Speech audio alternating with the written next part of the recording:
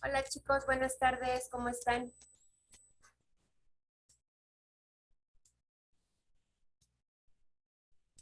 ¿Cómo están chicos? Hola maestra, buenas tardes. Hola Sarita, Gemish, Dani, bienvenidos, Dono, Alex, Buenas tardes, maestro. buenas tardes.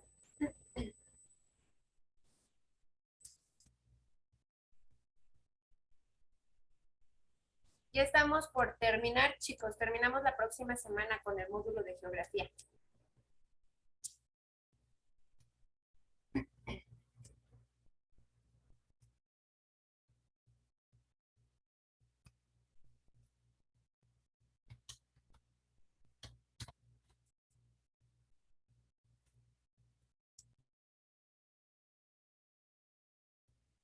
Vamos a darles 3 minutos para que lleguen y si no empezamos. Mando un WhatsApp.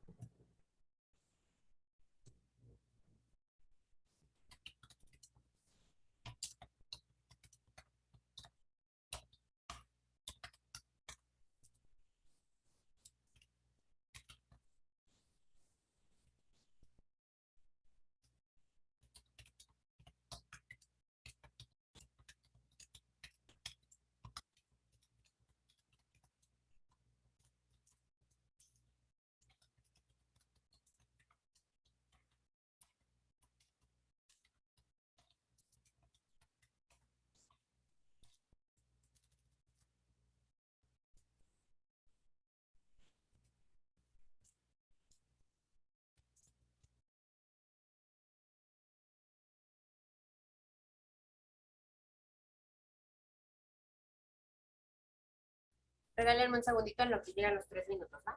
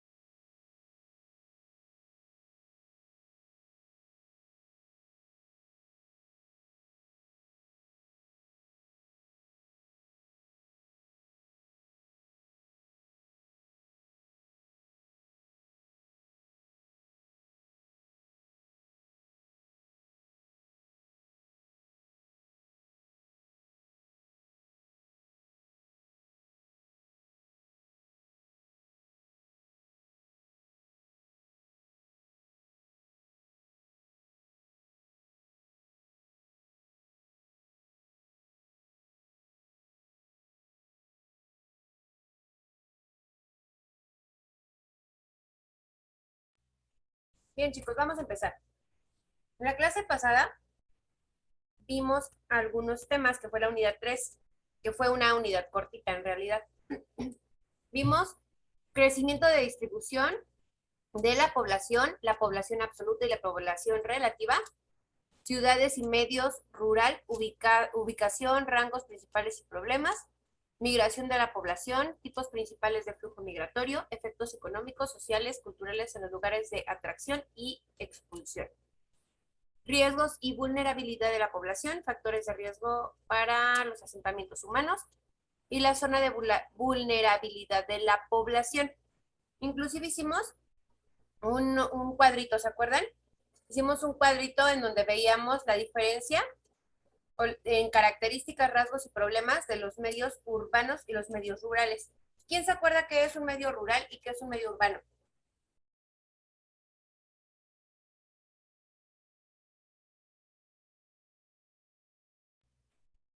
No se peleen, pueden abrir sus micrófonos libremente.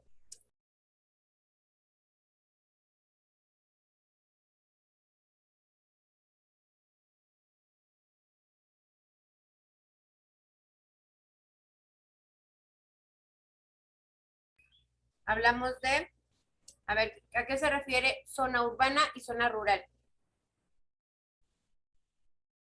¿Puedo yo Rural, mejor? La urbana son las ciudades en general, se puede decir cualquier parte que ya tenga edificaciones grandes, y la rural es básicamente ranchos, pueblitos mágicos, como les dicen, y así, Muy sin bien, Dani, tantos edificios grandes. muy bien. ¿En qué zonas entre la urbana y la rural hay mayor concentración de población? en la urbana, Ujú. ¿A qué se debe esa concentración, Kemish? que ya está más formalizado, se puede decir. Ya hay más industrias, hay más, pues hay más de todo. Ujú. Muy bien. Recuerden que también vimos algo de la migración. ¿Cuál es una de las principales causas por las que se da el movimiento migratorio?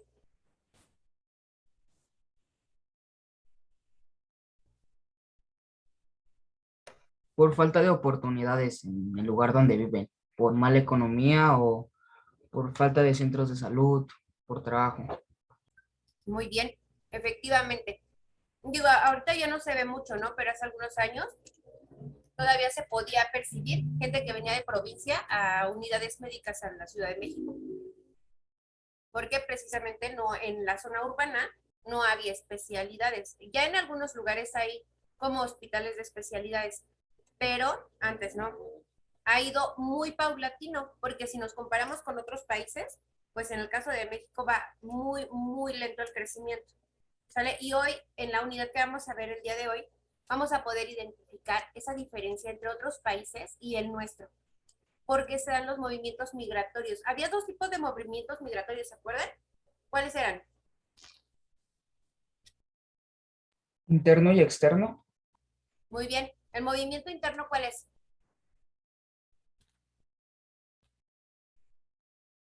el que estaba dentro de tu estado, bueno, de tu país de origen, Muy bien. ¿Y el externo? cuando migras de otro país a otro, de un país a otro. Muy bien. ¿También estás comiendo, Kemish? Una paleta. Está bien. Mis alumnos de la primaria me dieron unos cacahuetes, se ven bien buenos. Bueno, está muy bien. Esto es correcto. Entonces, no perdamos de vista los tipos de migración. Esa migración provoca grandes asentamientos, no solo en ciudades del mismo país, sino en ciudades de otros países. Les voy a poner un ejemplo. Por decir, Los Ángeles, California, que se encuentra en Estados Unidos. Tiene una población muy grande, pero un gran porcentaje de esa población son latinos. Y todavía nosotros nos consideran como latinos, que en realidad no somos latinos, pero bueno. Están hablando de países de México hacia abajo, que se encuentran concentrados o poblando esta ciudad de Los Ángeles. ¿Sale? ¿Por qué se van los mexicanos, los hondureños, los bolivianos, colombianos, brasileños, argentinos, todos ellos migran a Estados Unidos por mejores oportunidades? De manera coloquial, lo conocemos como el sueño americano. Bien, déjenme ver qué otra pregunta les hago de la clase pasada. Ok. ¿A qué nos referíamos con población absoluta? Los demás también participen, ¿eh? Porque no nada más vino Dani y Kemish. Pueden revisar sus diapositivas o sus apuntes. ¿Podrías repetir la pregunta, por favor? ¿A qué nos referimos con población absoluta y a población relativa? Son dos conceptos diferentes.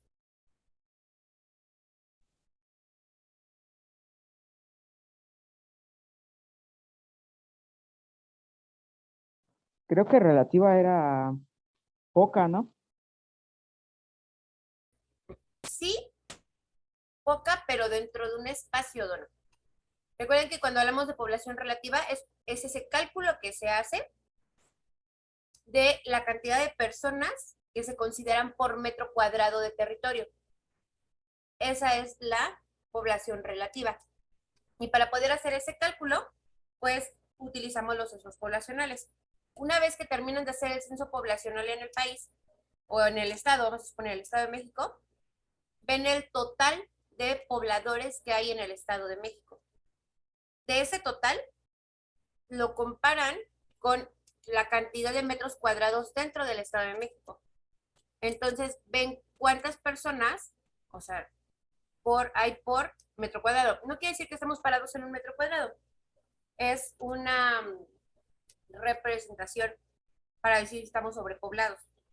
Después de una cantidad de personas en un metro cuadrado, pueden decir que estamos sobrepoblados. Y podemos decir que en el Estado de México y Distrito Federal estamos sobrepoblados. ¿Va? Y la población absoluta.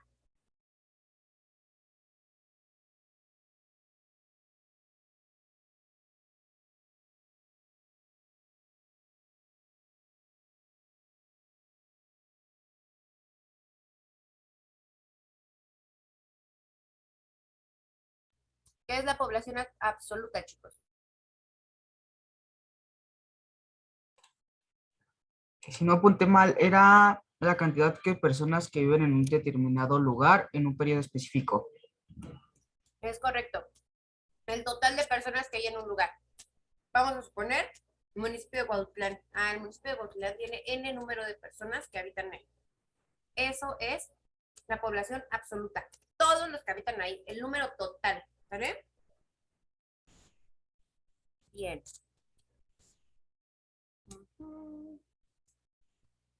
Ya vimos migración interna y externa.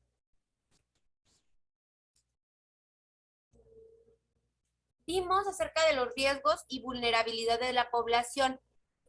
Hablábamos de factores como el factor ambiental, el físico y el económico. ¿Sí se acuerdan o no se acuerdan? Más o menos.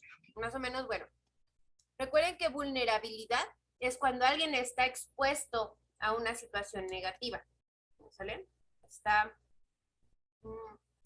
es que yo iba a decir es vulnerable, pues sí es vulnerable. Pero está más expuesto a una situación negativa. No es México un caso aislado. En todos los países padecen de esta vulnerabilidad de acuerdo al territorio donde se encuentran. Por ejemplo, África, ¿no? África es un país rico en muchas cosas. Sin embargo, su población está vulnerable ante la parte económica y social. ¿Y por qué? ¿Por qué creen que en África están vulnerables ante la parte social y económica?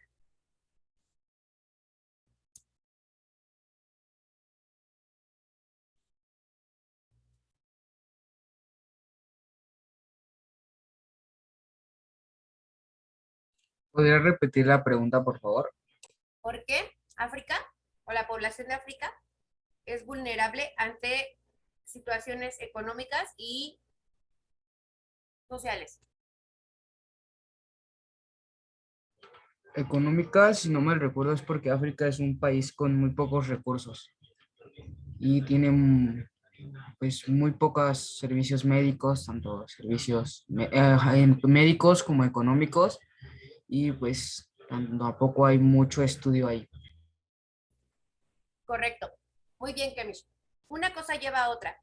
Cuando un país tiene una baja economía, las oportunidades de vida de esa población son bajas o decadentes. Si la economía está baja, hay muy pocas, y por no decir nada, de posibilidades de educación. Entonces, ¿de dónde sacamos un médico? ¿No? ¿O de qué serviría un contador en un lugar en donde la economía no fluye? ¿Ok? A eso nos referimos cuando hablamos de vulnerabilidad. Cuando hablamos de vulnerabilidad en cuanto a espacio físico, es por la zona en donde habitan, que era lo que platicábamos la clase pasada, si mal no recuerdo. Las personas que viven, por ejemplo, en los cerca de despeñaderos, que pues de repente se desgajan y pues corren peligro. O no nos vamos lejos. Les voy a poner un ejemplo. Hace algunos meses yo trabajaba en Chimalhuacán y diario pasaba por el bordo de Xochiaca. ¿Alguna vez han escuchado del bordo de Xochiaca? Yo sí. El bordo de Xochiaca es un tiradero de basura. Y hay personas, familias completas que viven en el borde. ¿Qué calidad de vida pueden tener ahí? una calidad insalubre. De primera instancia piensas en la salud, no dices, ay, no, es insalubre, pero no tienen otra opción porque su medio de sostenerse económicamente es pepenando basura. Entonces ahí hay un buen de factores de vulnerabilidad para esas personas. Uno, la económica. Dos, la física, por el espacio donde viven. Tres, la de salud. Cuatro, la social. Porque a mí me tocó ver cuando me subí al Mexibus, yo iba en el Mexibus ya cuando pasaba por el pueblo de Xochiaca, muy sentadita y dormida a veces, que se subían personas que pues obviamente al trabajar en un tiradero de basura, pues el aroma que despedían pues no era muy agradable. Y hay gente fea que los discrimina por eso, pero no comprenden que es el medio de trabajo de estas personas, ¿no? Es de la manera en la que se sostienen y que sostienen a sus familias. Aparte, estas personas también son vulnerables ante situaciones como droga, como adicciones. ¿Por qué? Porque intentan cubrir ciertas necesidades físicas en su persona utilizando cosas que les afectan como los solventes, como N cosas, ¿no? No les voy a dar ideas, pero N cosas. Entonces, a eso nos referimos con vulnerabilidad. Cuando tengan oportunidad o salgan de la escuela, observen. Observen en su localidad cuál es el, el, el contexto de vulnerabilidad al que están expuestos. Si hablamos de contexto social también, podemos referirnos a delincuencia. Últimamente hay muchísima delincuencia. Siempre ha existido, ¿no? Siempre, pero últimamente hay más delincuencia. Y no hablando solamente de robos. Hablamos de robos, de narcomenudeo, de narcotráfico, de trata de personas, de secuestros. Y la población mexicana está vulnerable ante toda esa situación y no es solo en el Estado de México, ni es solamente en el país de México, ya es en todos lados. Entonces, el ser humano como tal, independientemente del lugar en donde se encuentre, va a tener contextos de vulnerabilidad. Y es importante que los detectemos, ¿ok? ¿Hasta aquí estamos bien, chicos? Sí, maestra. Va. Vimos tipo de vulnerabilidad, se los voy a listar.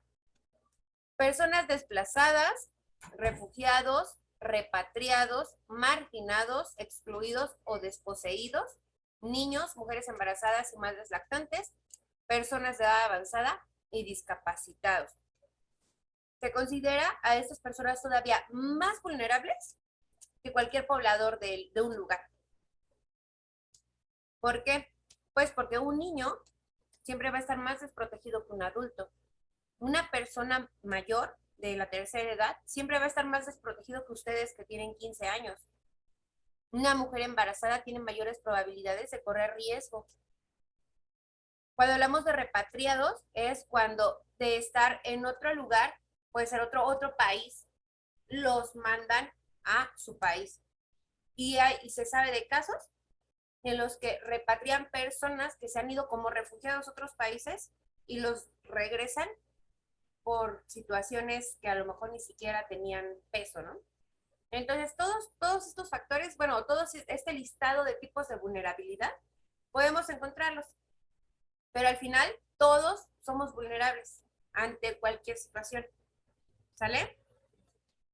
Me voy con otro de los temas que vimos la clase pasada. Ok, vimos el índice mundial de riesgo. ¿Se acuerdan que les puse un mapita? Era este mapita. En sus computadoras o en sus teléfonos, abran un planisferio. Hoy vamos a ver muchos mapas, muchos. Abran un planisferio para ver qué países son más vulnerables o qué estados.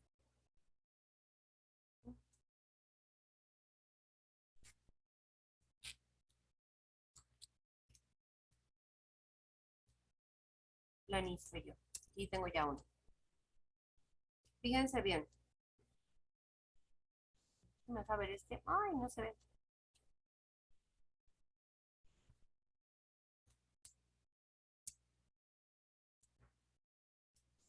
Ok. Voy a poner el apuntador para que me digan el país que corresponde. Está en Europa.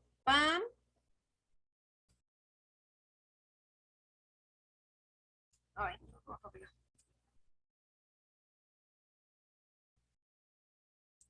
A ver, chequen si ustedes sí lo pueden ver porque estas letras están muy chiquitas.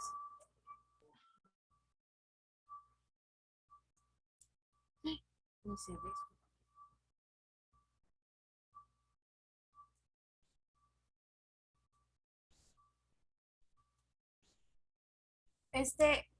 ¿Ya ubicaron cuál es? Porque empieza con M, pero no lo alcanzo a ver.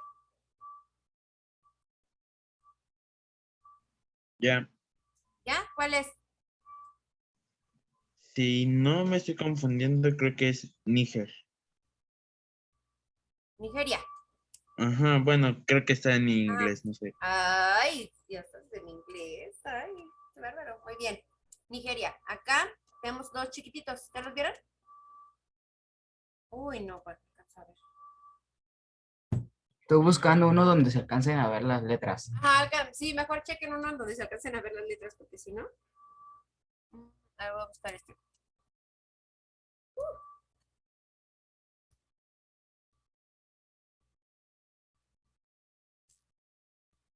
Creo que este es Irán.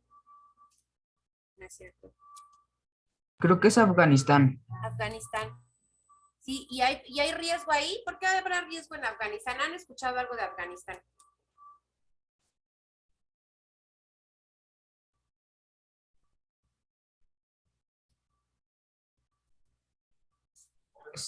Creo que, bueno, hasta donde yo sé es donde ha habido muchas guerras.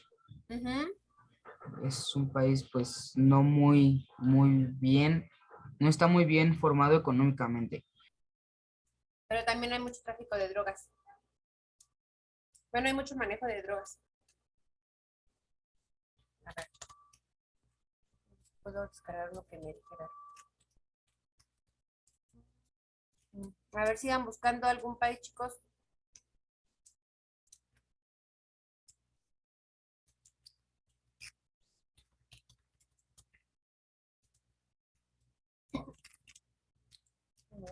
Oh, no se ve. También vi que Japón, ¿Japón? sí, A ver. Creo que sí, este sí. A ver, déjenme ver.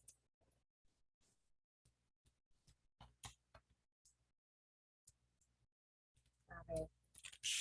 Veamos. Ah, aquí está. A ver. Japón. A ver, este chiquitito de acá es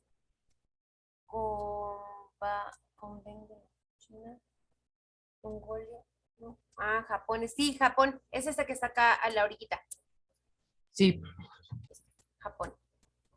Ok. Vamos a ver esta islita que está aquí. ¿Ya la vieron? A ver, ubíquenla. Está grandecita, igual y si se ve. Madagascar. Madagascar. Ay, los pingüinos. Madagascar. Muy bien. A ver, vamos a ver. Este ya había dicho que Nigeria es de Natanael. Vamos a ver el de al lado. El de al lado es Ah, Chad. no. Chad. Ujú. Pero sí es Níger, Natanael, porque abajo está Nigeria.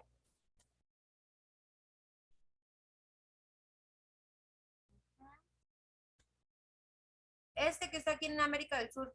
Esa orillita. Chile. Ujú. Y déjenme les comento que Chile tiene un sistema educativo muy parecido al de México. Muy, muy parecido al de México. Bien. Encontré también Filipinas y Papua Nueva Guinea. Ujú. Nueva Guinea. Es Guinea. Ujú. Acá hay unos chiquititos después de México.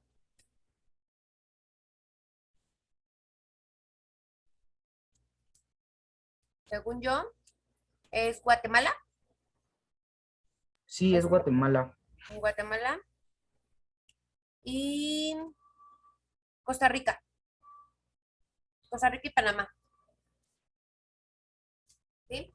Entonces, vean, chicos, ya ustedes ya saben leer también, perdón, mapas. Les digo, hoy precisamente hice este repaso porque en la sesión de hoy vamos a ver un buen de mapas, pero ya centrados en economía. Muy bien. Voy a cerrar esto. Les voy a presentar la unidad de hoy. Son 7 subtemas. La unidad de hoy es espacios económicos y desigualdad social. ¿Qué entienden por esos espacios económicos?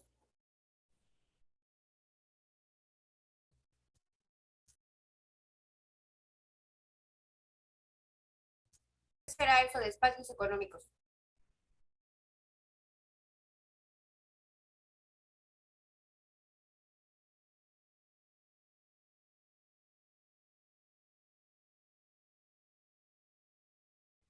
Acuérdense que en el examen no va a venir el mismo concepto que yo les pueda dar. Deben entenderlo para que cuando lean el contexto, el concepto, puedan identificar cuál es el correcto.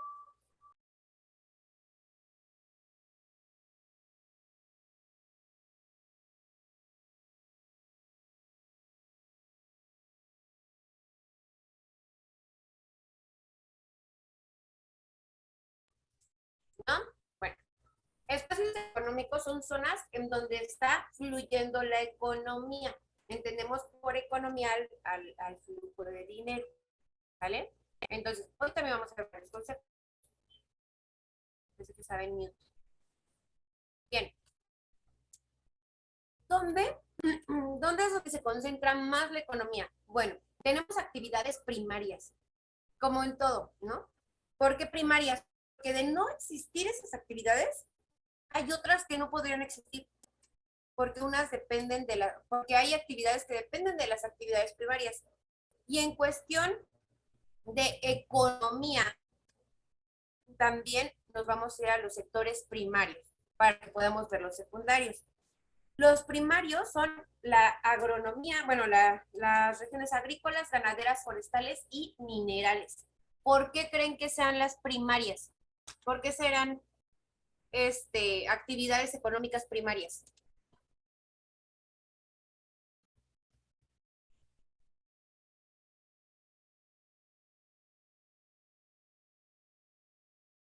No se duerman. Disculpa, yo a mí me acabo de sacar, ya me volví a meter. Ok. ¿Por qué la agricultura, la ganadería, la parte forestal y la minería son actividades económicas primarias? ¿Por qué? Porque de ahí vienen, ¿cómo lo digo? Porque ahí vienen productos, de ahí sacan los productos como el maíz, que es un principal que son principales para hacer otros productos. Es correcto, lo que les decía. Si no existieran estas actividades económicas primarias, la industria no estaría. ¿Con qué trabaja? ¿No? Bien. Cuando hablamos del sector agrícola, nos referimos a todo lo que tenga que ver con la agricultura, todo lo que se siembra y se cosecha. Como bien lo dijo Kemish, el maíz es uno de los principales productos agrícolas que generan economía en las zonas que los producen. Tenemos dos tipos de comercio agrícola: la agricultura comercial o de más bien de trabajo agrícola. La agricultura comercial y la de subsistencia o tradicional. Esto de la agricultura comercial es cuando las personas siembran, cosechan y lo venden a la industria para que esto sea procesado. Lo venden a un costo muy bajo, pero venden cantidades exorbitantes, muchísimo. Y cuando hablamos de subsistencia o tradicional es cuando es como para sobrevivir, como si yo tengo mi parcelita de maíz, no la voy a vender, voy a vender el maíz que produzca mi parcela, va a ser para mi consumo. Por ejemplo, yo tengo una plantita de chiles, no vendo mis chiles, son para mi consumo, o sea, mi subsistencia. Tradicional También podía ser tradicional porque yo veía que mi abuelita sembraba chiles y veía cómo sacaba las semillitas y las ponía a secar y luego las hidrataba y las plantaba y las terminaba y todo. Entonces, hay lugares en que llevan esta tradición de sembrar por muchas generaciones. A esto nos referimos con la parte de la subsistencia y tradicional. Y cuando hablamos de comercial es porque ya se venden cantidades impresionantes con costos reducidos. ¿Esto queda claro, chicos? Sí, maestra. Los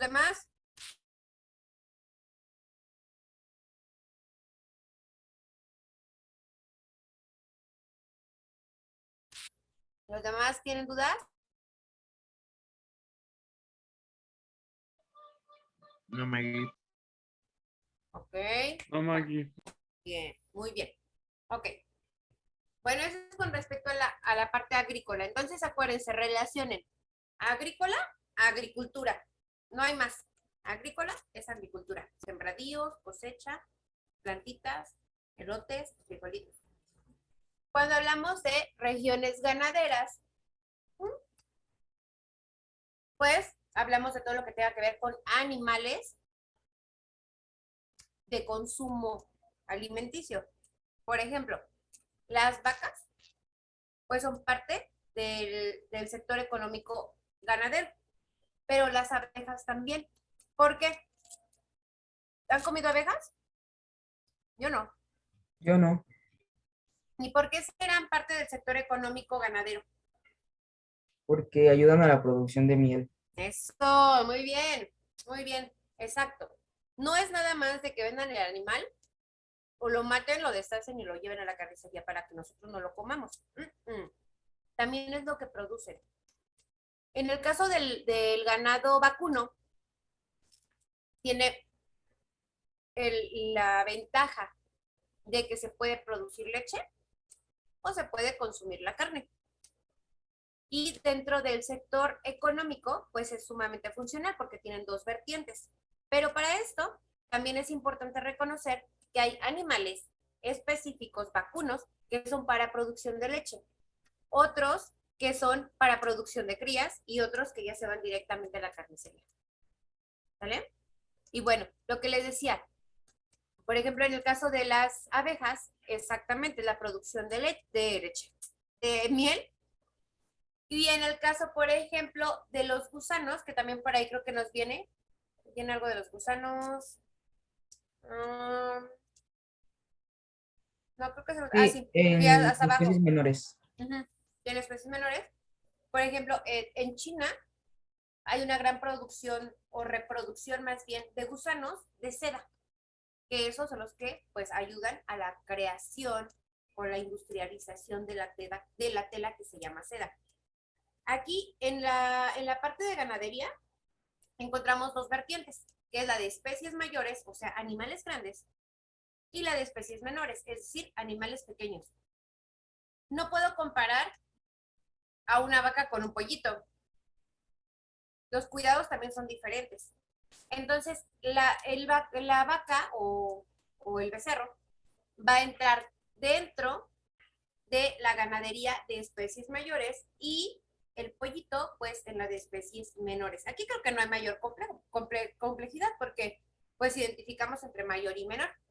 Pero consideren que en el caso de las abejas y los gusanos, pues, también forman parte del sector económico ganadero. ¿Vale? Inclusive hasta las hormigas. ¿Alguna vez han escuchado de un platillo que se llama escamoles? Sí, Sí, Bueno, pues son criaderos de hormigas. Y los escamoles en realidad son los huevecillos de las hormigas. Imagínense el cuidado y la dedicación que tienen que ponerle al criadero de hormigas para que me pueda comer un taco de escamoles. Entonces, aquí la pregunta es, ¿creen que un taco de escamoles sea barato o sea caro? caro. Caro. Es caro. ¿Caro? Es caro. ¿Por qué? Porque la reproducción más bien de la hormiga no es fácil, el cuidado tampoco, Y la extracción del huevecillo tampoco lo es. Por eso es un alimento de consumo muy elevado. ¿Sale? Comparado con el de ir a comerme un taco de bistec, yo creo que el taco de escamoles se iría como 7, 8 o 9 veces más caro que un taco gourmet de bistec, ¿no? Entonces les voy a poner a investigar en cuánto sale un taco de escamoles. Pero es carísimo. Pero tiene que ver con el cuidado, con la reproducción y la adquisición del recurso. ¿Dudas hasta aquí, chicos, con el recurso agrícola y el ganadero? ¿No? Adelante, Kemish. Me dejó la duda y el costo del taco está de $60. Y el dólar está como a 22 pesos. Está como a 1,000 pesos el taco. Vean, un taco de escamoles. Y con 1,000 pesos, ¿cuántos tacos de bistec me podría comer? Muchísimos. ¿No? Yo y toda mi familia, ahora sí que como las escondidillas, por mí y por todos mis amigos, me podría comer muchos tacos de bistec. Entonces, bueno, aquí es cuando ya hablamos de lo ganadero. Relacionen, chicos. Agricultura, agrícola. Ganadería, animalitos. Animalitos que sirven para el consumo alimenticio. Y no nada más para el consumo alimenticio. Bueno, principalmente porque es una de las actividades primarias o dentro de la pirámide es de las necesarias, la primordial. Pero también sirven, por ejemplo, en el caso de los borregos, para la producción de lana. En el de los camellos, para el transporte. Tienen que cuidar a los camellos en los desiertos para que pueda ser su medio de transporte. ¿Están de acuerdo? En el caso del asno también. Yo nunca he comido carne de burro. Nunca. Jamás. Pero sirve como un medio de transporte. ¿Sale? Bien. ¿Dudas hasta aquí? No, maestra. Vámonos a la parte forestal. Cuando, permítame. Cuando hablamos de regiones forestales, hablamos de todo lo que tenga que ver con flora endémica. ¿Se acuerdan qué es eso de endémico? Yo no, maestra. ¿No? ¿No se acuerdan? A ver, échenle un vistazo. Que les di el Pues concepto no de... pertenece a una sola región, ¿no? Exacto, muy bien, muy bien. Bien, Alex. Bien bajado ese balón. Es lo que se da en una sola región. Pero fíjense bien, ¿por qué creen que se considera un, un sector económico las regiones forestales?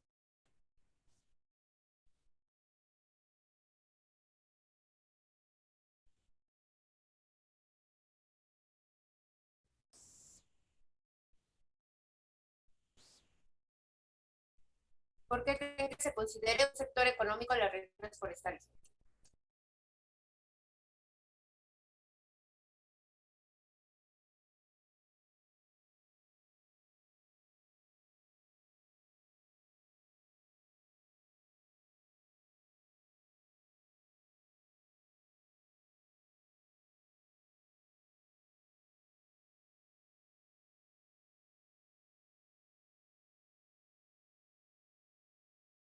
No sé, maestra. Ok, se considera dentro del sector económico porque al ser especies endémicas pueden generar dinero, pero también deben cuidar la reproducción de estas especies. Ahí les va un ejemplo. ¿Han escuchado acerca de una madera que se llama caoba? Sí, ¿Creen que si yo planto árboles de caoba en mi casa se den?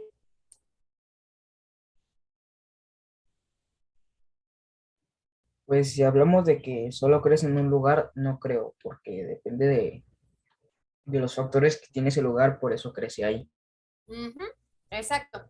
En nuestro país, uno de los estados en donde hay mayor producción de caoba es Quintana Roo. Y las condiciones de ese estado, pues el clima es húmedo, calurosón, tropical, es tropical. Entonces no podríamos tener una hectárea de caoba en el Estado de México, porque las condiciones climatológicas, incluso la tierra, no van a ser favorables para la producción. Entonces, se considera la parte forestal un sector económico, sí, porque en muchos países no se da la caoba. Si hacen tala de árboles de caoba y los venden en Europa o en Estados Unidos, que son donde hay países pero bien potentes económicamente, lo consumen y lo compran a un muy buen precio. Pero ¿qué pasaría o qué va a pasar si en algún momento se acaban los árboles de caoba? No se van a regenerar solitos nada más así porque sí y rápido. ¿Están de acuerdo?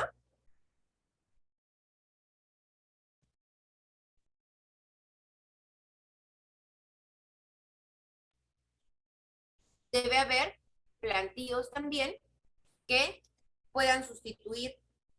Si corto 3 árboles de caoba, planto 3 árboles de caoba que en una cantidad de años va a servir para el comercio.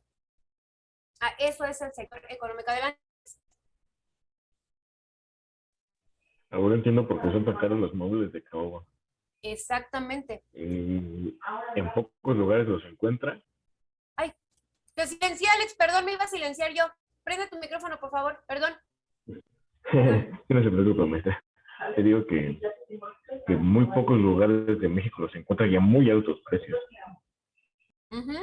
A ver, Kemish, que es nuestro investigador de costos, checa en cuánto sale un mueble de caoba.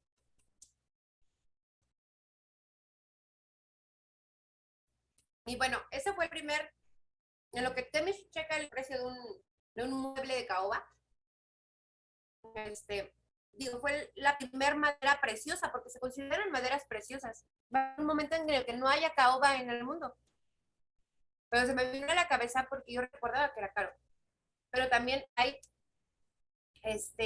muebles de cedro, que también son caros. O hay muebles de pino, pero esos ya no son tan caros. Sin embargo, en cuanto a las maderas, el consumo, compra y venta de maderas entra en el sector económico forestal. Adelante, Kemish. Encontré una mesa, de caoba, está a 12,000 pesos. Y no se echaron un solo árbol para hacer la mesa. Bueno, me echaron un árbol completo, a eso me refiero. Y una tabla mediana, es un tamaño mediano, está a 6,000 pesos, bueno, casi 7,000. Vean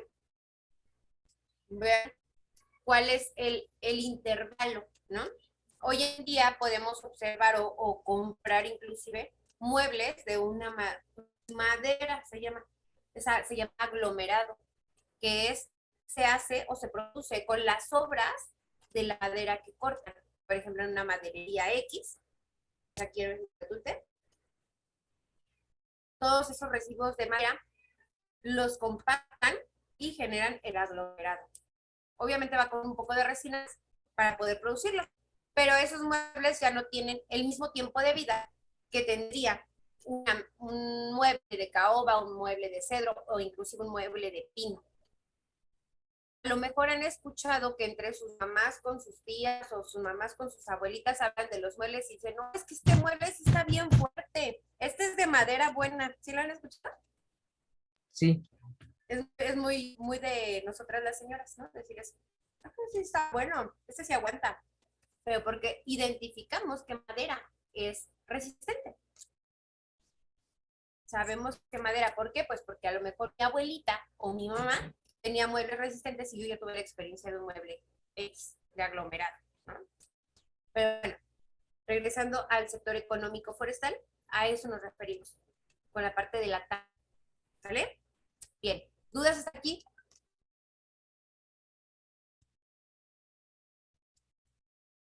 ¿Dudas? No, maestra.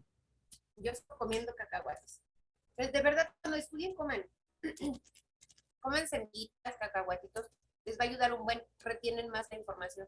Porque tienen trabajando a su cerebro en el movimiento de masticar y en el enlace de la información. Se los recomiendo. Bien, nos vamos a las regiones mineras. Cabe mencionar, ustedes saben a qué se refieren las regiones mineras. ¿A qué se refieren? Sí lo saben.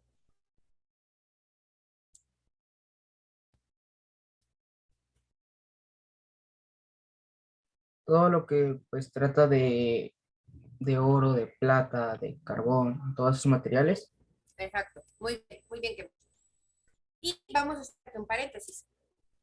Todo lo que tenga que ver con minería, estamos hablando de recursos naturales.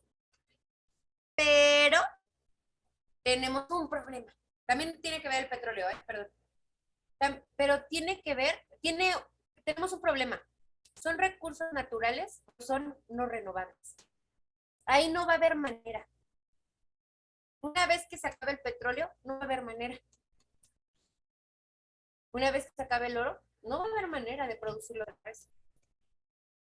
Entonces, aquí esta actividad, fíjense bien, dice, corresponde a la actividad económica primaria relacionada con la extracción, aquí me comí una N, ahí,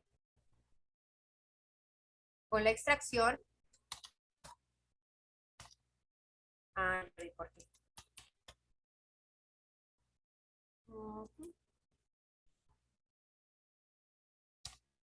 Perdón, con la extracción de elementos y es del cual se puede obtener un beneficio económico, dependiendo del tipo de material a extraer y beneficiar. La minería se divide en metálicos, no metálicos y energéticos. Vamos a encontrar que estos minerales, porque están más constituidos por minerales, va a haber algunos que tengan metales y otros que no tengan metales, que sean únicamente minerales. Y otros que van a ser energéticos, como en el caso del petróleo, el gas natural y el carbón. Pero fíjense bien, aquí va a haber una variedad en cuanto a costos que va a incrementar o a estandarizar la economía de la región. En el caso de los, no de los metálicos, les puse algunos, ¿cuáles creen que sean más caros?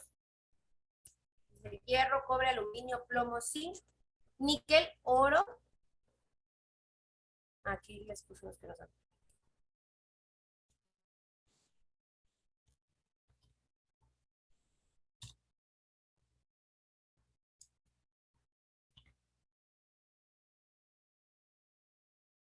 ¿Cuál será más caro de los metálicos?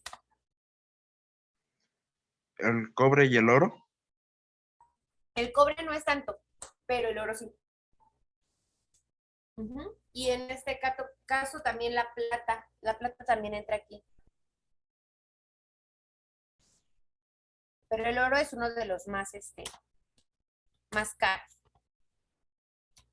Vamos a los no metálicos, dice, rocas industriales se encuentran en feldespato, la mica, el azufre, la sal, la fluorita, el cuarzo, el caolín, el yeso, el granito y la caliza. Estos no son tan caros, pero son más como para otro tipo de uso. Y en los minerales energéticos, pues les repito, tenemos el petróleo, el gas, el carbón y el mineral. Y la extracción de este tipo de minerales es la actividad económica primaria, porque después se transforman en gasolina, en diésel, en un sinfín de cosas, en plástico, ¿no? Ya esa es la actividad secundaria, actividad económica secundaria. ¿Hasta aquí dudas, chicos? No, maestra. Bien, voy a mostrarles unas grafiquitas y unos mapitas para que puedan ir identificando. Fíjense bien, esta es de producción agrícola, que nos hablamos de qué, ¿con qué relacionamos a agrícola? Se me olvidó.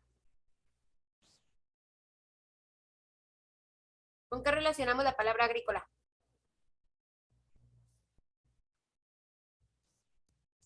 Yo la relacioné con el campo. O campo o agricultura. Porque con el campo también podría relacionar la ganadería. Yo no podría tener una vaca en mi casa, ¿no? Entonces, agrícola tiene que ver con la agricultura. Encontré una gráfica que habla de productos por contenido calórico, pero no me está considerando aquí el contenido calórico del producto, sino qué lugares tienen mayor producción de estos productos.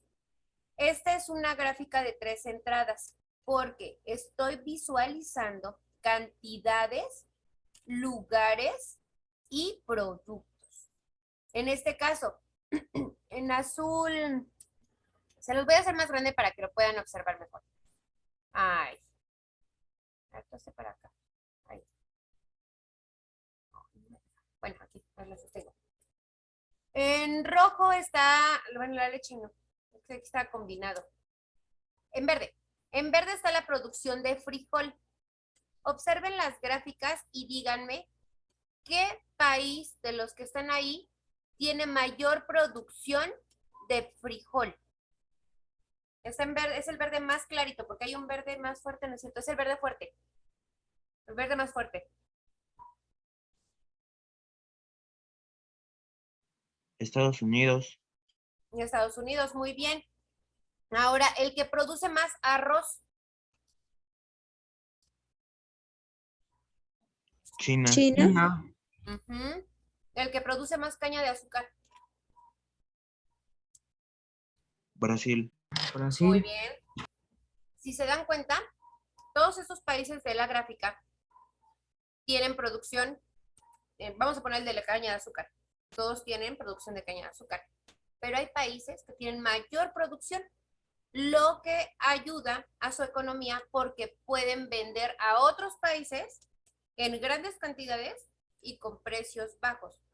Pero si ustedes se dan cuenta, a lo mejor si alguien vende, no sé, 1 kilo de caña de azúcar en 20 pesos, pero hay otra persona que está vendiendo 800 toneladas de caña de azúcar en 10 pesos al kilo, pues la ganancia es tremenda para el que vendió mucho. Y para el que vendió solo 1 kilo, pues no, aunque haya sido más caro. ¿Están de acuerdo?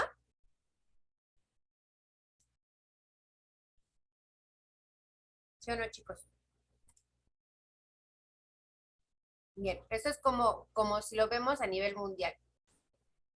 Vamos a ver en nuestro país, dice, estados con más actividad agrícola en México. Tenemos a Sonora, Sinaloa, Jalisco, Michoacán y Chiapas. Pero si se dan cuenta, no todos producen lo mismo. ¿A qué se debe?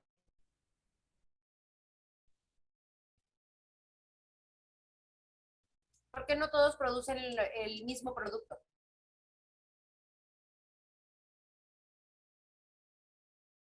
por porque el cada, clima y la diferencia de tierra, Correcto, muy bien. Por las condiciones del estado. Sonora tiene mayor producción en trigo y en uvas. Sinaloa en maíz, granos, en maíz y jitomate. Jalisco, maíz y el agave. Michoacán, el aguacate y la zarzamora. Y en Chiapas, el maíz y pastos. Y entonces todos los otros son consumidores. Puede ser que produzcan algo de eso, pero puede ser a lo mejor nada más para subsistencia, no para la venta. ¿Ya vieron la diferencia de los dos sectores económicos que teníamos de la parte agrícola? sí, Bien, pues muy bien. A lo mejor hasta se me vuelven empresarios en el futuro y miren qué feliz me voy a sentir de que sepan esto. Espérenme. Va. Vámonos con la lectura de... ya me fui muy lejos. Espérenme, porque ya me falta poquito tiempo y cuántas diapositivas me faltan. Ay, me faltan como 10. Ok.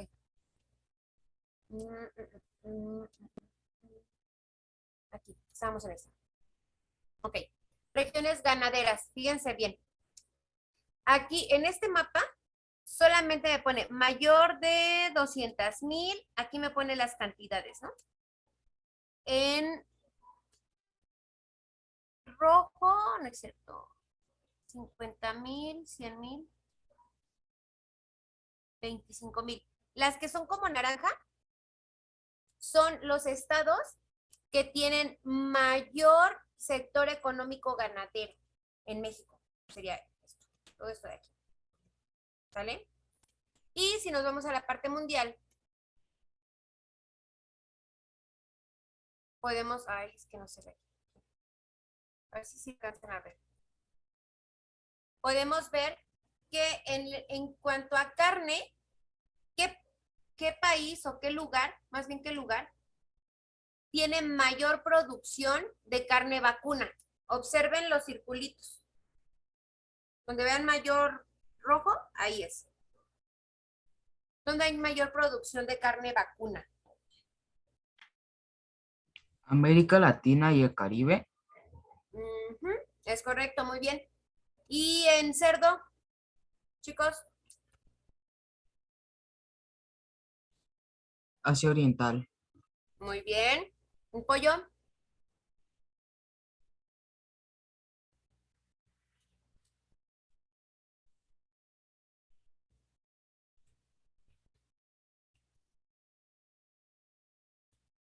Asia Oriental, Muy bien. ¿En carne y leche de búfalo?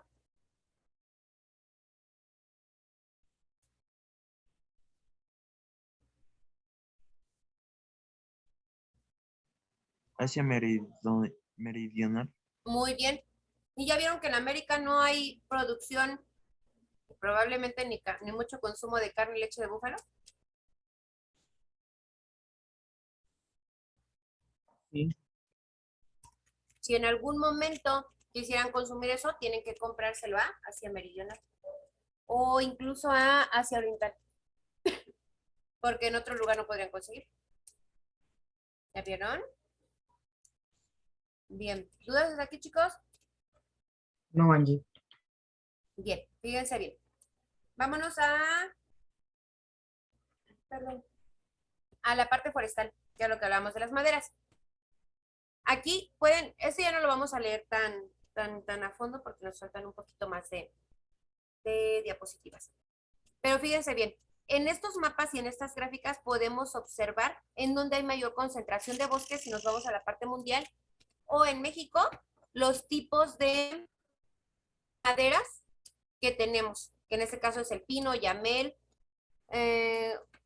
encino, bueno, ahí dice preciosas, comunes tropicales, ¿no?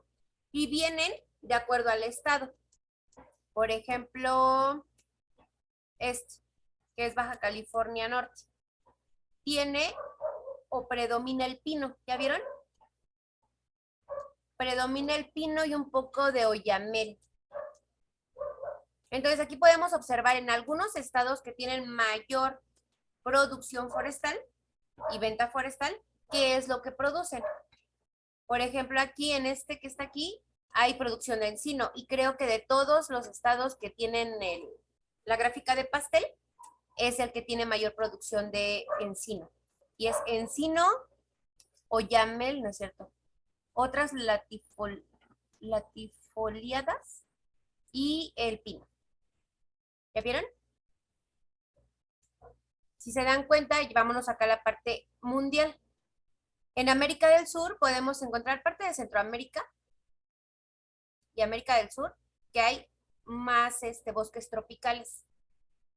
En la parte de Canadá, toda esta parte del norte de América, hay más bosque boreal. Y si nos vamos de este lado, pues encontramos que hay más bosque templado. Y de este lado, el subtropical. ¿Ya vieron? Y recuerden que la madera se va a dar de acuerdo a las condiciones climatológicas. ¿Dudas, chicos? No, Maggie. Ok, va. Vámonos con los minerales. Cuando hablamos de minerales, recuerden que no solo hablamos de oro, de plata, no. Hablamos de minerales que conocemos dentro de los elementos de la tabla periódica. Y este mapa en particular me gustó, porque así van a hacer un repaso de los elementos de la tabla periódica. Pueden observar que hay zonas. Por ejemplo, ¿alguien se acuerda qué es AU? Oro, Muy bien.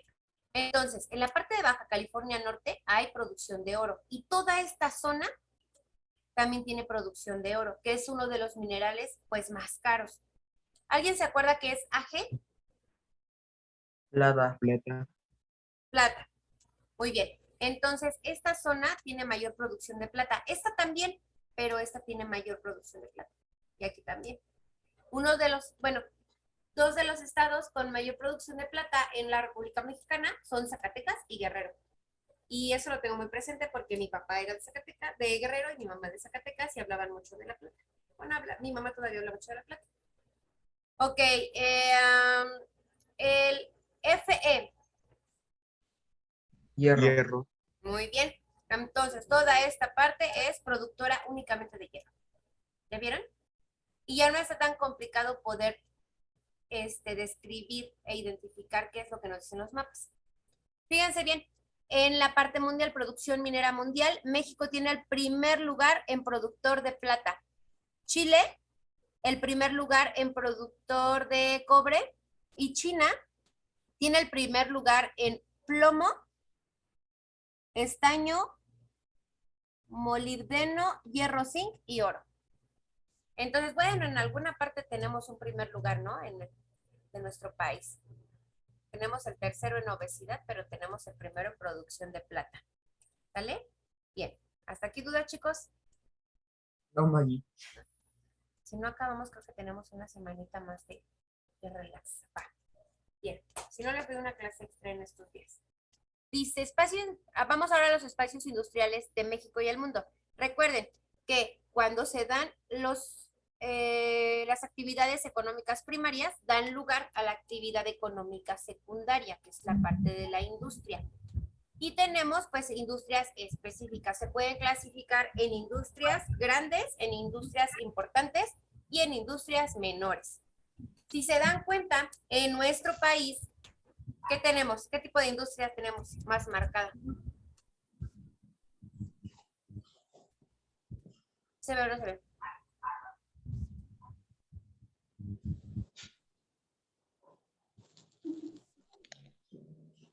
¿Qué tipo de industrias tenemos más en nuestro país? Área industrial menor. Menor. Y dirían, ¿pero por qué menor si hay un montón de industrias en México? Sí, ahorita vamos a continuar en esa parte. La mayor parte de industrias que tenemos en México son transnacionales, es decir, industrias de otro país que vienen y se instalan aquí y son generadoras de empleo para los habitantes de México. Bien, ¿dónde podemos encontrar? Bueno, aquí podemos encontrar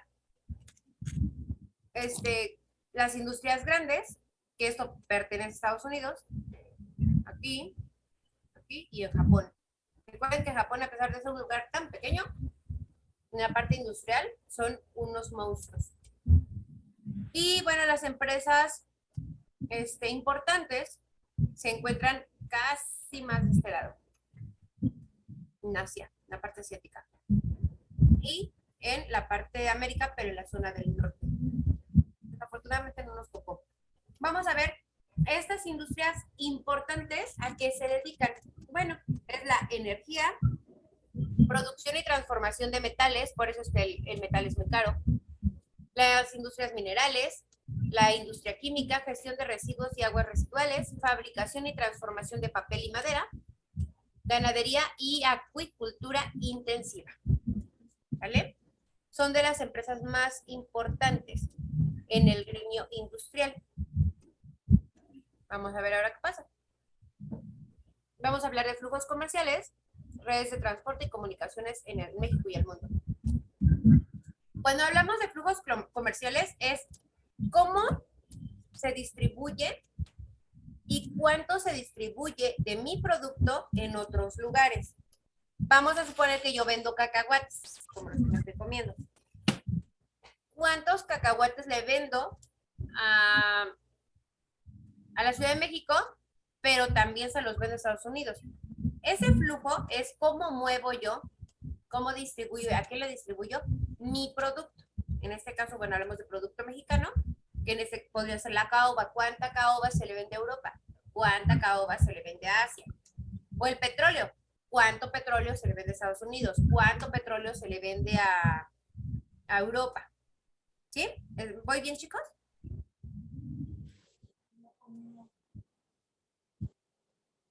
Sí, maestra. Va. Bien. Ahora, eso es cuando hablamos de flujo comercial. ¿Cómo se mueve el producto? Lo que vendo y lo que compro. Cuando hablamos de redes de transporte, pues hablamos de la movilidad. ¿Qué tipos de transporte se requieren por necesidad en un lugar? ya sea para ir de un lugar a otro, nada más porque tenemos que movernos, o por transportar. Y en cuanto a las comunicaciones, nos referimos a todo lo que sabemos como enlaces telefónicos y internet. Todo esto es comunicación. Antes era la carta y el telégrafo. Ahora ya mandamos correos electrónicos, un WhatsApp, o hacemos conferencias, ¿no? Puedo hacer una conferencia con una persona que está en Japón, una que está en Francia, otra que está en Estados Unidos y yo en México. Esas comunicaciones y es el flujo del comercio y las redes de transporte dan sustento a la compra-venta de productos, ya sea de nosotros hacia otros lugares o de otros lugares hacia nosotros, porque así se cubren las necesidades. Y el consumo es lo que le va a dar ese auge al país que produce ciertas cosas. ¿Vamos bien? Si no me paro, chicos. Vamos bien, Maggie. ¿Vamos bien? Bien. Ok. Les puse en las diapositivas unos mapitas hablando de transportes.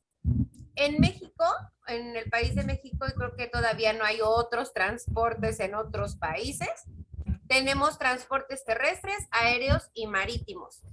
Rápidamente, y todos abran sus micrófonos, díganme algún transporte terrestre, aéreo o marítimo. ¿El metro? El metro. Bueno, el aeropuerto. Muy bien. El avión. Metrobús. Metrobús. Muy bien. ¿Qué otro? Los barcos en el marítimo. Muy bien. No.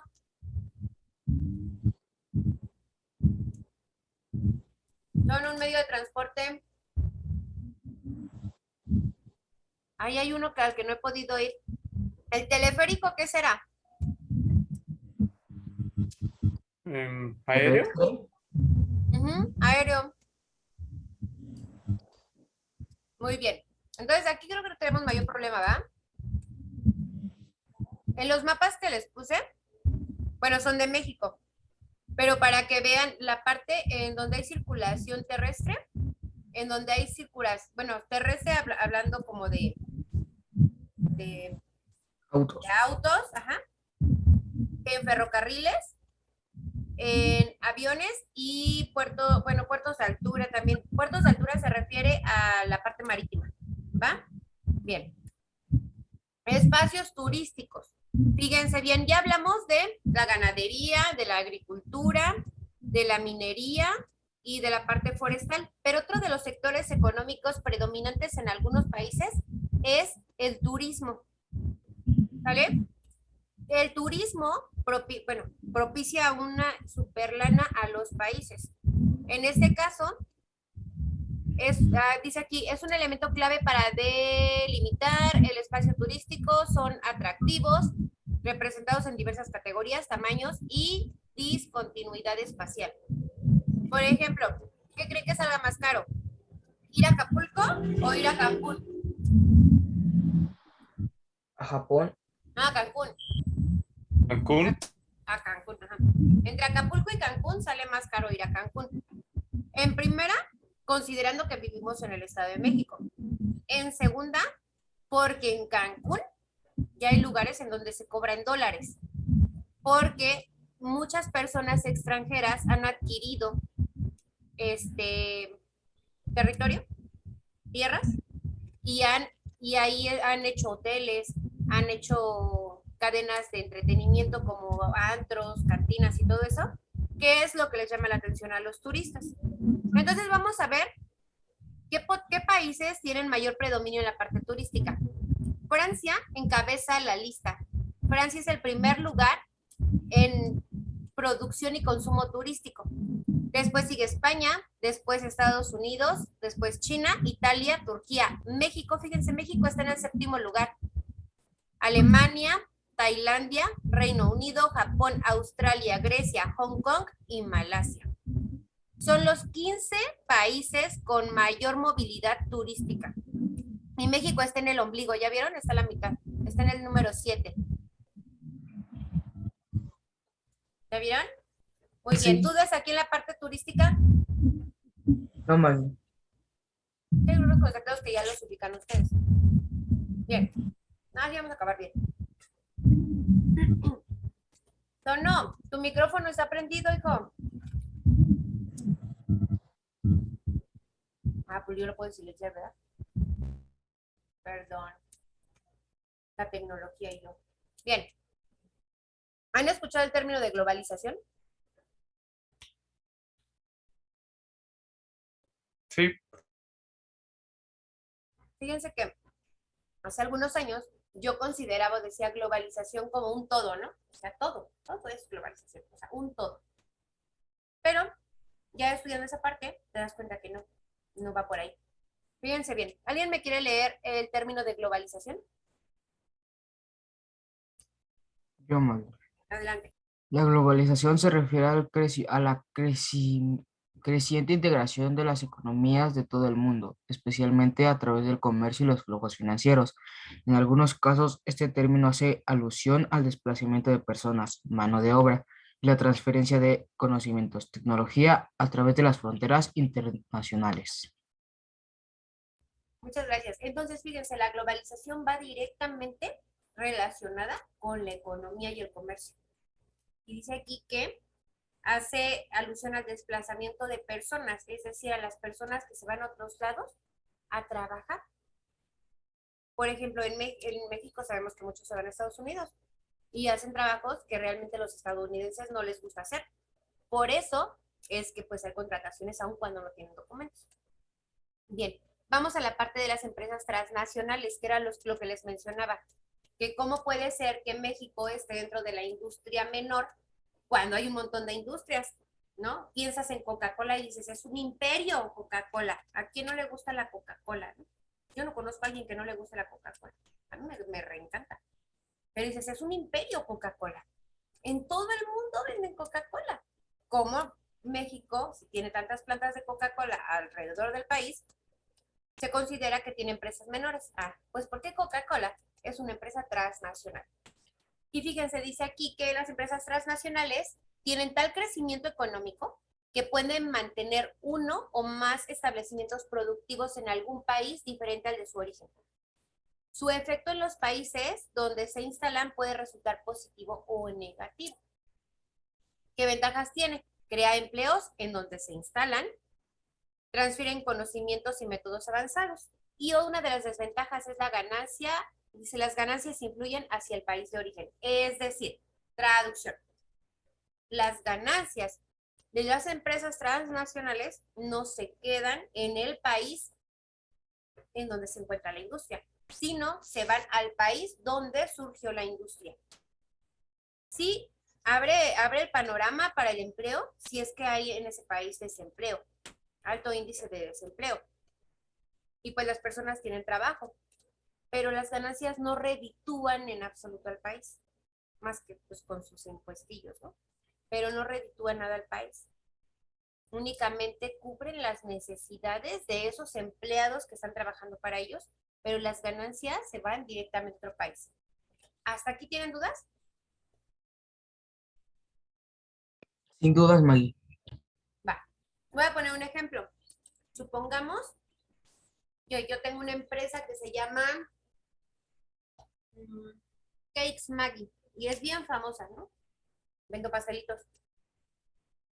Mi empresa la fundé en Estados Unidos, pero ha tenido un crecimiento tan impresionante que ya puede ser capaz de venderse en otros países.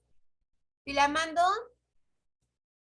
a Afganistán y empiezo la producción de mis pastelitos. Y se venden. Porque aparte no es nada más la producción, sino que en donde se posiciona la industria va a haber venta. ¿Están de acuerdo?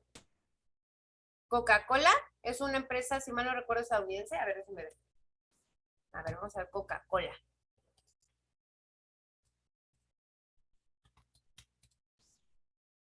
Vamos a ver. Coca-Cola es una empresa estadounidense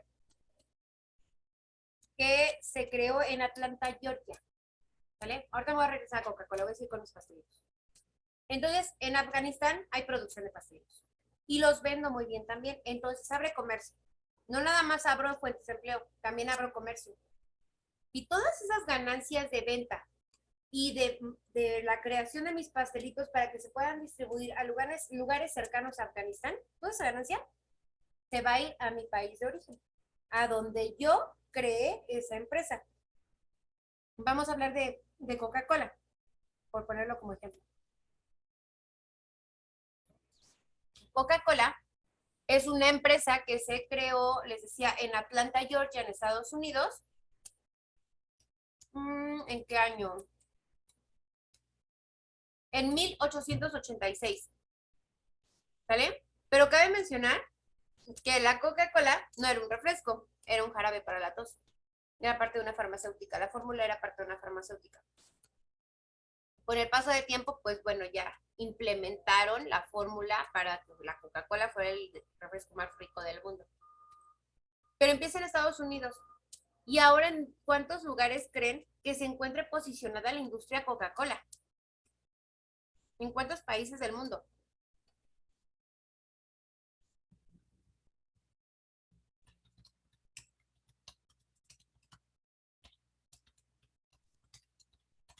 Decía yo, creo que en todo el mundo conocen la Coca-Cola, ¿no? Fíjense bien, Coca-Cola tiene 375 millones de consumidores en el mundo. En el mundo. Y cuenta con, tan solo en México, fíjense, vean bien, les voy a leer. Y cuenta con 66 plantas de manufactura, de las cuales 17 se encuentran en México y el resto están distribuidas entre Argentina, Brasil, Colombia, Costa Rica, Filipinas, Guatemala, Nicaragua, Panamá y Venezuela. ¿Y a dónde se van las ganancias?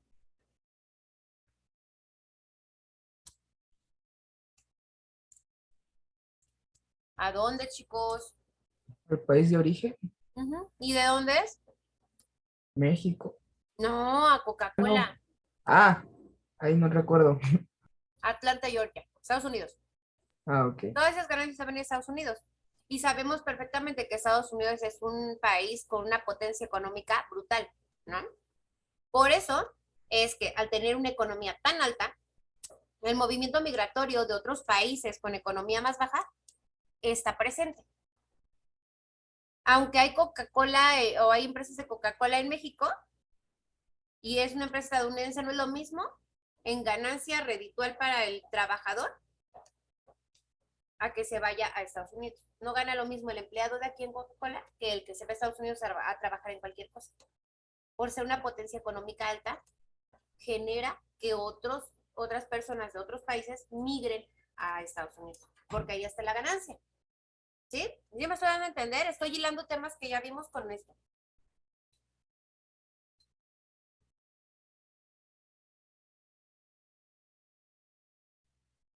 Ay, chicos, cuando no contestan me dan harto miedo.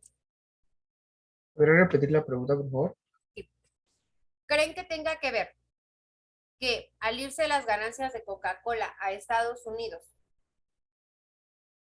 y aumentar su economía, por eso es que hay mayor migración, por decir, de mexicanos a Estados Unidos? ¿Tiene que ver? Yo puse como ejemplo Coca-Cola. Pues a lo mejor no como con Coca-Cola, sino como vemos que hay empresas allá que pues ayudan mucho a Estados Unidos y los trabajadores ganan bien, pues nosotros pensamos como mexicanos que vamos allá, conseguimos un trabajo y vamos a ganar bien. Sí, pero lo que sí es un hecho, Kemish y chicos, es que, por ejemplo, en el caso de Coca-Cola, que las ganancias se van a Estados Unidos, aumenta la potencia económica. Aumenta. Por eso es que los migrantes que se van a Estados Unidos pueden conseguir un empleo y un poco mejor, y mejor remunerado que en nuestro país, porque nuestro nivel económico es más bajo, mucho más bajo. ¿Va? Bien. Bueno, aquí les presento algunas empresas transnacionales. Está Bimbo, Coca-Cola, Pepsi, Telmex. Pero bueno, Telmex no es, Telmex más bien es multinacional, ¿sale?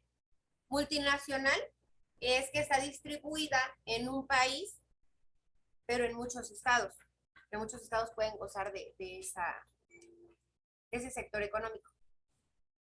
Gruma, Sony, Modelo también es Modelo, sí, creo que Modelo es la de las cervezas. Sí, esa también es mexicana. Ford, Nestlé, Walmart, Adidas, OmniLife también es mexicana y es una multinacional. Hay en muchos lugares aquí, pero también ya exporta a otros países. ¿Sale? Esos son ejemplitos de grandes empresas que igual pueden, si les llama la atención, métanse, échense un clavado a investigar de qué trata esa empresa, dónde surgió, cómo surgió, de cuánto es su capital, dónde están instaladas, cuántas plantas tienen, a quiénes les venden, a qué países les venden. Eso es importante, que estemos al día. Y bueno, vamos a ver los organismos internacionales, que son políticas, son la política actual del mundo. Las relaciones entre las naciones son el primer paso a la globalización. Es decir, la relación entre un país y otro va a dar ese efecto de globalización en donde yo, México, a lo mejor puedo venderle a Estados Unidos o puedo venderle a Rusia, si mi comunicación y mi trato sociopolítico es bueno. Pero si tengo broncas, no sé, como que estoy en guerra con China, ¿creen que le pueda vender a China? No. Pues no, no podría. Entonces, a eso se refieren, perdón, los organismos económicos internacionales. Fíjense aquí, dice, estos organismos comienzan a tener lugar después de la Segunda Guerra Mundial, justo cuando aparece un nuevo orden económico más sólido, resaltando al mismo tiempo la globalización que le acompañaba con las verificaciones. En la Segunda Guerra Mundial, chicos, fíjense que México tuvo una participación comercial, porque México se encargaba de venderle cosas a esos países en guerra, desde municiones de armas hasta consumo alimenticio. Esa fue la participación de México. Ya cuando México se hizo más hacia un país, o sea, hacia el apoyo de un país, bueno, ya empezó el conflicto. Pero ahí México hubiera crecido económicamente brutal. Y más con la riqueza natural que tiene el país, muchísimo. Pero bueno, desafortunadamente no hubo un error de cálculo ahí y pues no nos armó. Pero se pudo haber despuntado en la economía cañoncísimo. Muy, muy bárbaro, muy, muy bárbaro. Bien, voy a continuar. ¿Dudas hasta aquí? No. Ok.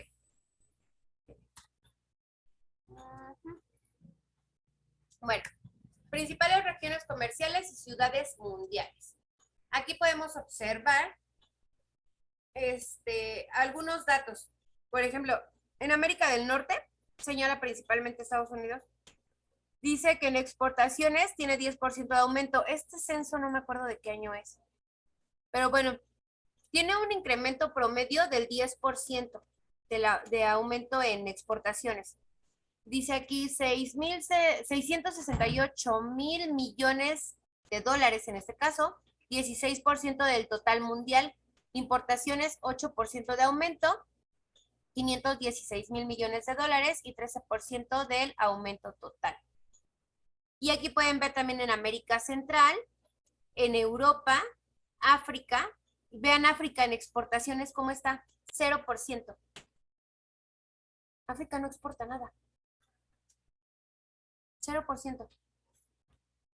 Dice importaciones, 9%. O sea, adquiere 9% de productos. Medio Oriente, 10% en exportaciones y 10% en aumento. Ahí hay un balance. Si vamos con América del Norte, por eso es una potencia económica alta, porque exporta más de lo que adquiere. Vámonos a Asia. Fíjense Asia. 12% en aumento de exportaciones y 14% en aumento de importaciones. Y Comunidad de Estados Independientes dice exportaciones 20% en aumento, importaciones 21% en aumento. Aquí hay miembros de la OMC, observadores de la OMC y otros. ¿Alguien sabe qué es la OMC?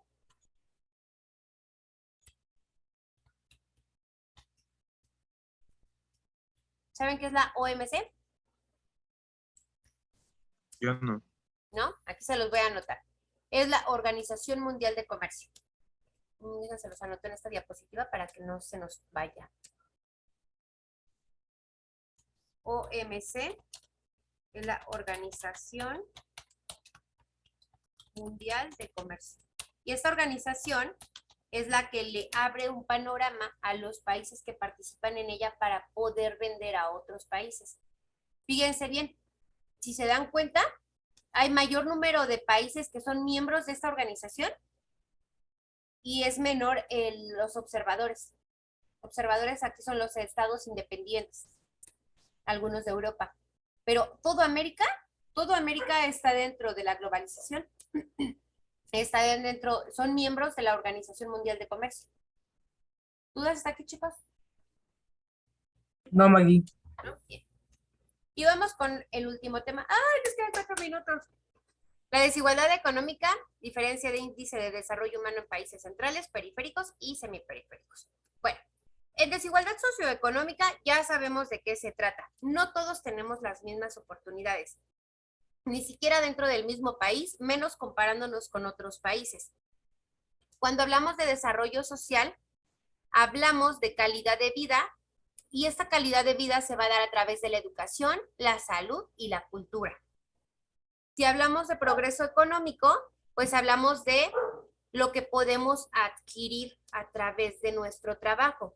Pero si tenemos un trabajo que nos respalda porque estudiamos una carrera universitaria, porque tenemos experiencia laboral, pues a lo mejor nuestro salario va a ser alto y nuestro progreso económico va a ser elevado. Podemos comprar varias cosas porque nuestro sueldo es alto, pero no todos tenemos eso, aun cuando seamos profesionistas.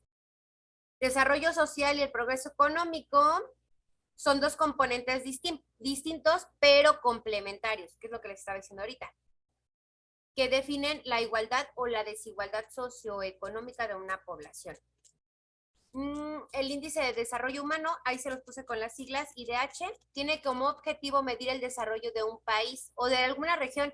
Puede ser una colonia, puede ser un municipio, puede ser una calle, puede ser un estado, pero tiene esa facilidad de poder estudiar qué tanto se desarrolla un territorio. ¿Y cómo lo miden? Bueno, lo miden a través de 3 conceptos, que esto lo vieron en 5º grado y seguramente no se acuerdan. Es la esperanza de vida, los años de instrucción y el Producto Interno Bruto per cápita.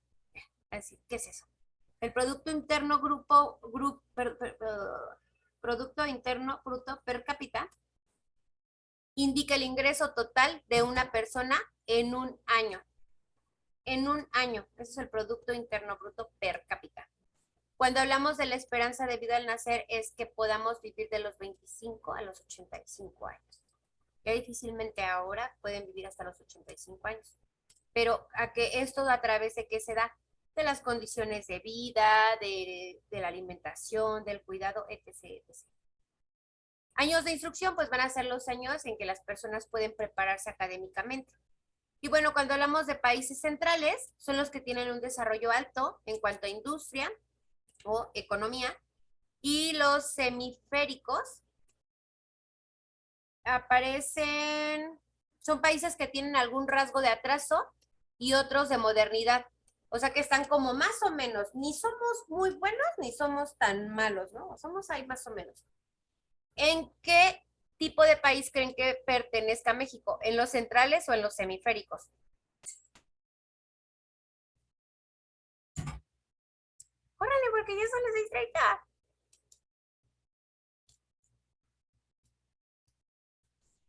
Tal vez hemisféricos. En los semiféricos. Porque sí tiene avances, pero no son tan impactantes. Muy bien, chicos. Pues hasta aquí acabamos con esta sesión, que es la unidad 4. La próxima semana hacemos repaso de la unidad 4 y nos chutamos la unidad 5, ¿va? Porfa, no falten, ya es la última unidad de geografía. La última. Échenle ganitas, ¿vale? Y nos estamos viendo el próximo jueves. Hasta luego, Ah. Maggie. Cuídense, descansen, chicos. Adiós. Bye. Adiós, Maggie. Para la otra participan más, ¿vale? Sarita, Tono, por favor. Adiós, Maggie. Bye.